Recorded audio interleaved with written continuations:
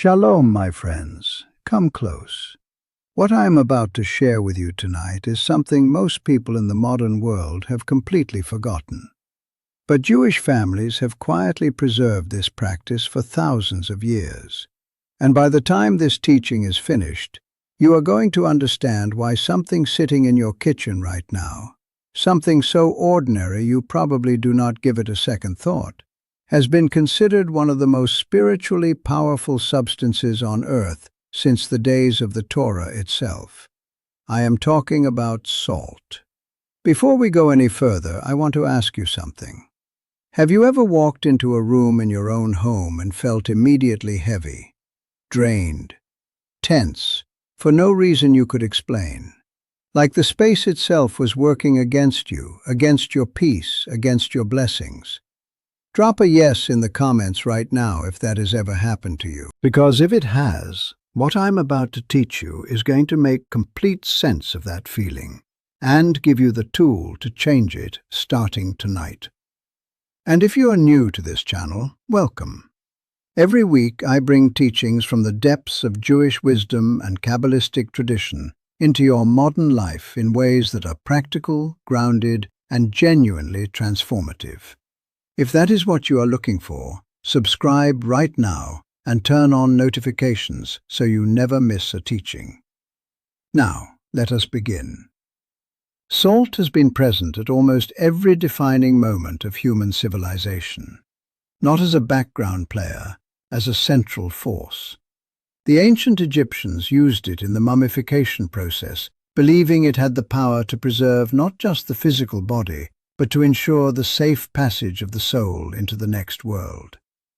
These were not primitive people making uninformed choices. The Egyptians were one of the most sophisticated civilizations the world has ever produced, and they chose salt as the substance worthy of accompanying the dead into eternity. The ancient Greeks had a saying that has survived to this day: "There is nothing more useful than sun and salt." They placed these two things on equal footing, the source of all light and life, and a crystalline mineral pulled from the earth and the sea. In Rome, soldiers received part of their payment in salt. The Latin word for salt is sal, and the word salary comes directly from this practice. Salt was considered so essential, so genuinely valuable, that it was treated as currency on par with money itself. Wars were fought over it. Entire economies were built around it. In France, the salt tax became so oppressive that it became one of the contributing factors to the social unrest that eventually exploded into the French Revolution. Salt was not just a seasoning. It was a political force powerful enough to bring down a monarchy. Now, here is what I find most extraordinary about all of this history. Alongside its practical and economic value, virtually every major civilization on Earth independently arrived at the same spiritual conclusion: that salt has a power beyond its physical composition, that it can purify, protect, and transform the spaces and the people it touches. And nowhere is this more deeply rooted than in the Torah and in Jewish mystical tradition. In the Torah, salt is mentioned as a symbol of the eternal covenant between the Creator and his people. Berit Melach, the covenant of salt, appears in the book of Numbers. This is not a passing reference. In ancient Israel, every sacrifice brought to the altar of the temple in Jerusalem was salted before it was offered to God. Every single one. The Talmud teaches that just as salt preserves food from decay, the covenant of salt preserves the relationship between Israel and the Almighty, eternal, incorruptible, and enduring. The great Kabbalistic masters understood that salt does not merely season, it sanctifies. It creates a boundary between the holy and the impure. It draws blessing in and pushes corruption out. This is why, on your Shabbat table, after the Hamotzi blessing over the challah, we dip the bread in salt. We do not simply eat it plain. We bring salt into that sacred moment deliberately and with intention. Because salt seals the blessing. It makes the holier moment endure. This is also why, in traditional Jewish homes, the dining table is compared to the mizbeach, the altar of the temple. And just as the altar was never without salt, neither should our table be. Now, of all the traditions I just described, which one surprised you the most? Drop it in the comments. I genuinely want to know. And tell me which country you are watching from. I am always moved by how far this ancient wisdom travels. Now let me tell you why this works. Because there is real science behind this ancient wisdom. And understanding the science elevates this from folk practice into something you can apply with genuine confidence. At a molecular level, salt is one of the most structurally perfect substances in nature. When you look at a salt crystal under a microscope, what you see is extraordinary. Perfectly arranged, geometrically precise, symmetrical lattice structures of sodium and chloride ions.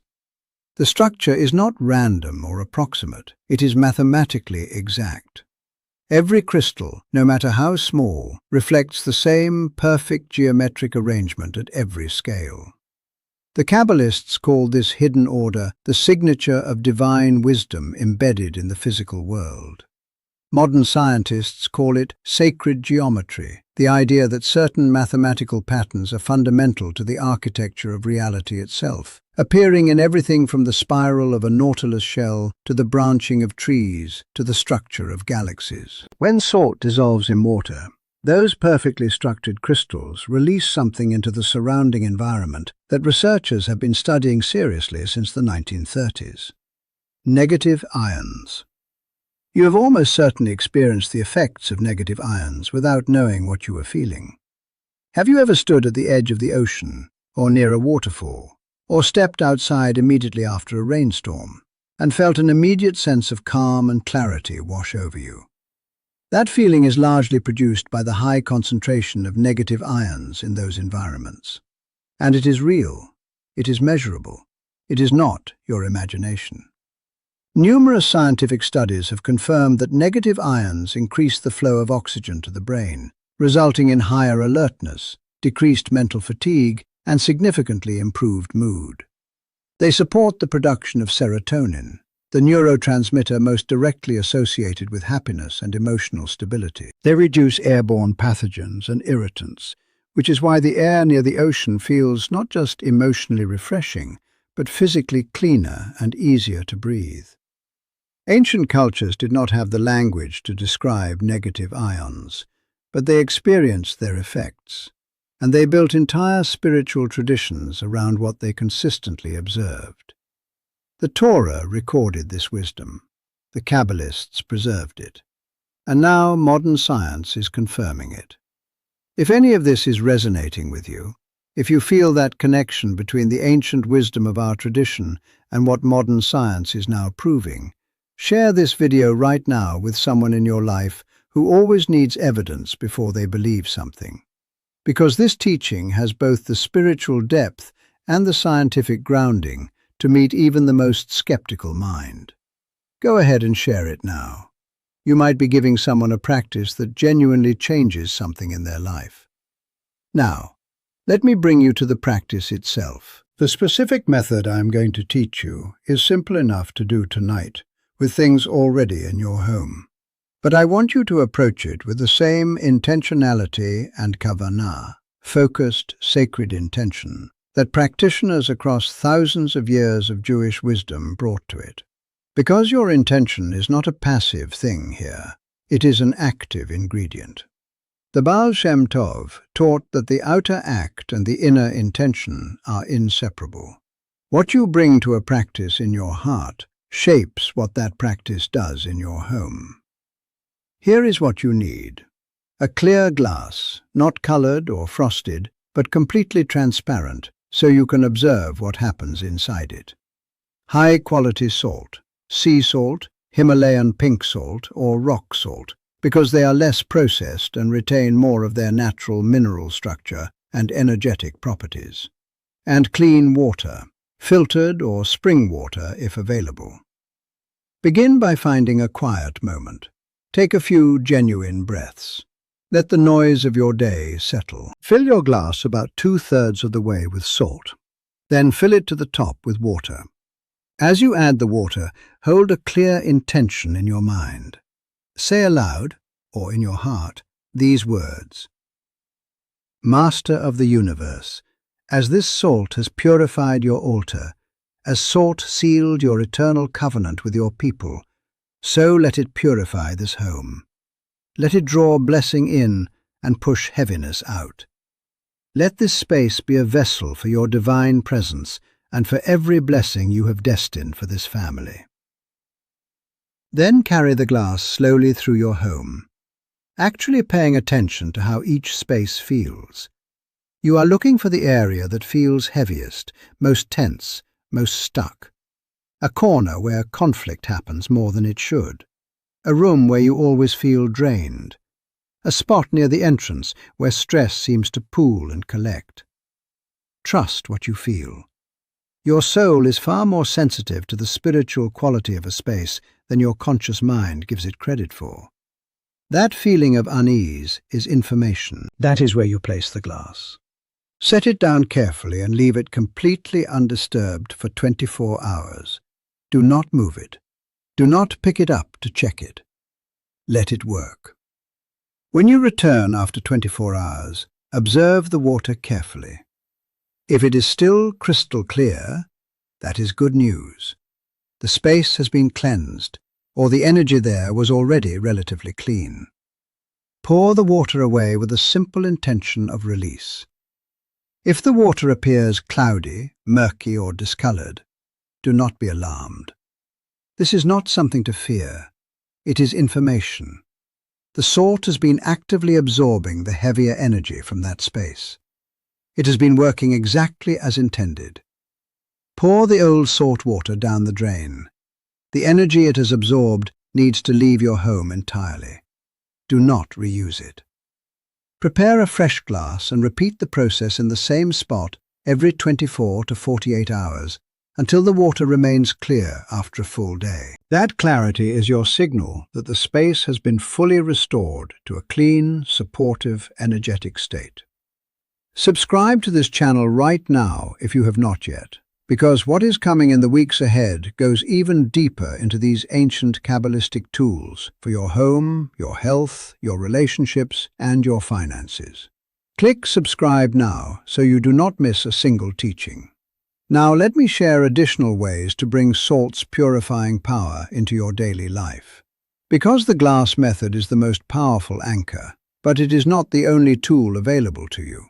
One of the oldest practices in Jewish tradition, and independently in dozens of other cultures across the world, is placing a thin line of salt at the thresholds of your home. Your front door, your back door, any main entrance. This creates an energetic boundary, a spiritual mezuzah of sorts, that filters what enters with you and your family from the outside world. You do not need a dramatic amount, just a thin, intentional line placed with clear awareness of why you are doing it. In Eastern European Jewish communities, this practice was maintained continuously for centuries. The Kabbalists taught that the threshold of a home is a spiritually significant boundary, the point where the outside world meets your sanctuary. Salt at that threshold honors that boundary and keeps it strong.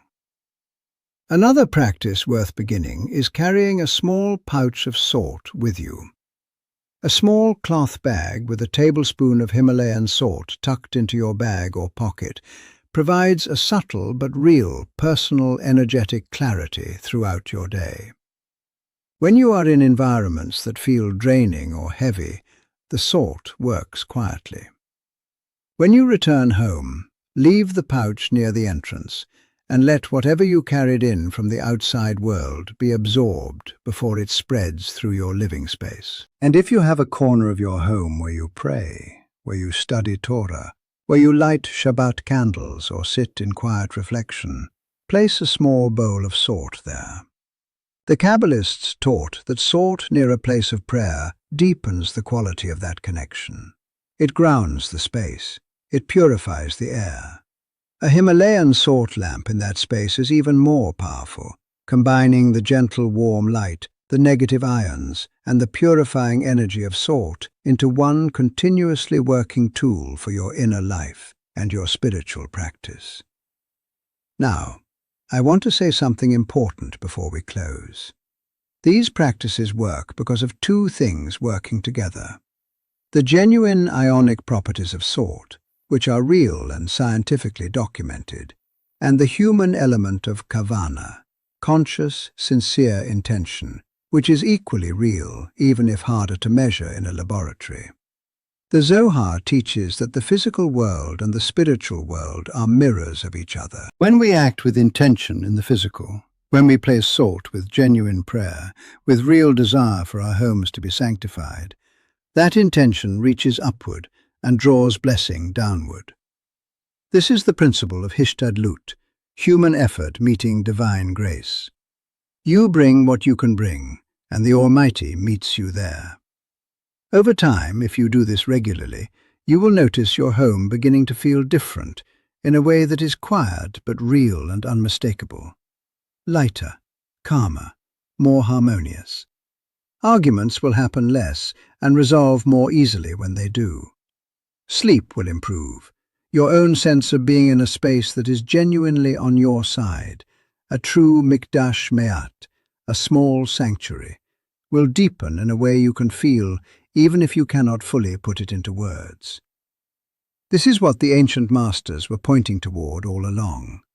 Not just the removal of something negative, the creation of something genuinely positive. A living environment aligned with your health, your peace, your relationships, and the life you are actively building together with the Creator. Now I want to hear from you. Are you going to try the glass method tonight? Have you ever used salt in any kind of purification practice before? What happened? Drop your experience in the comments right now. Your story matters, and it might be exactly what someone else reading these comments needs to hear to take their first step. I read every single comment, and I will personally reply to as many as I can. If this teaching added something real to your understanding today, please hit the like button right now. It helps this ancient wisdom reach more people who are searching for exactly this kind of grounded, practical, spiritually rooted teaching. And if you have not subscribed yet, do it now. Because what is coming on this channel in the weeks ahead goes even deeper into the ancient Kabbalistic toolkit for creating a home, a mindset, and a life that genuinely supports everything you are trying to build.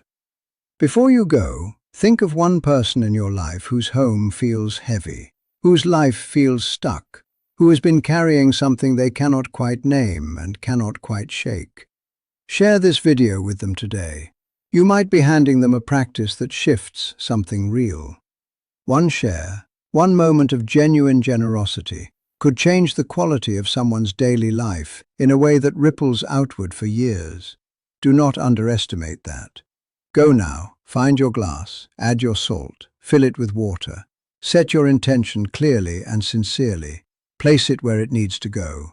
And then step back and let something that has been quietly working in Jewish homes for 3,000 years begin working in yours tonight. Until next week, may your home be filled with light, with peace, and with every blessing the Creator has destined for you. Shalom.